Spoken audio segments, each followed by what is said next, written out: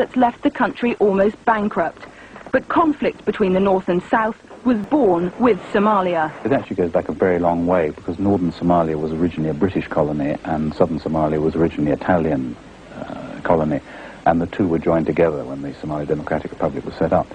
And the north has always felt that it hasn't really had a fair deal from the south, and that it hasn't had the kind of distribution of posts and positions that it ought to have.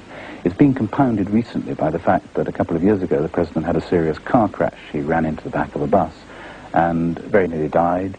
He was taken in a coma to Saudi Arabia. And this has exacerbated the situation. Has meant that a lot of people have decided that it's time to try and put themselves in a good position in case the president did die. Tonight there's confusion over just how far the SNM rebels have advanced. It seems the town of Bareo was taken temporarily earlier this week. Berbera may also have seen battles, and the road from there to the city of Hargeisa, where most of the aid workers were based, has also, it seems, been attacked. Certainly the radio station went off the air. The SNM claim they're close to victory in the north, despite a remarkable difference in numbers. It's thought about 3,000 rebels are up against as many as 30,000 government troops. For quite some time, the rural areas have been under our control, but during the recent offensive, we have taken over most of the urban centers. Hargeisa now is in our hands, which is the second capital of the country, and which is the main town in the northern regions. And the second one to that, which is Burao, again a regional capital, and a very, very important and strategic area.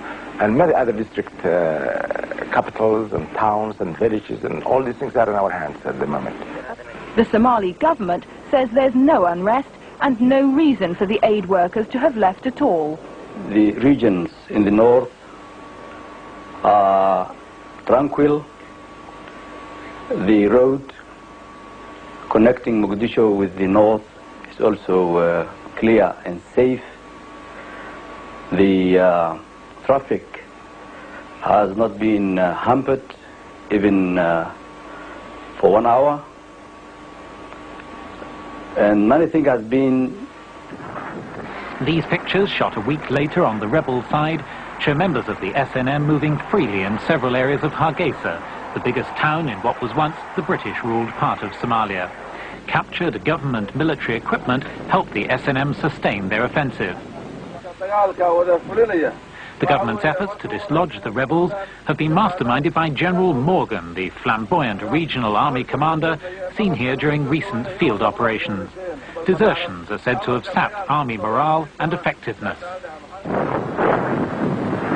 The government used aircraft as well as artillery against the rebels in Hargeisa. The pictures from the rebel side show the consequences of the fighting. An American aid official who's just visited Hargeisa, one of very few foreigners to do so since the evacuation, says a quarter of the town lies in ruins and many more buildings are badly damaged. There have been heavy casualties on both sides and among the civilian population.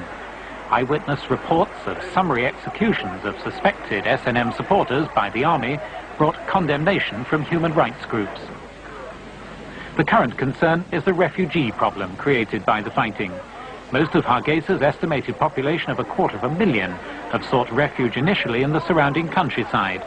Little or no help has been available there, and the result has been a massive exodus across the border into Ethiopia. Upwards of 4,000 people are reported to be arriving each day at camps that are desperately short of water and have worryingly low stocks of high-energy food for the malnourished. There are fears that these camps could be the scene of yet another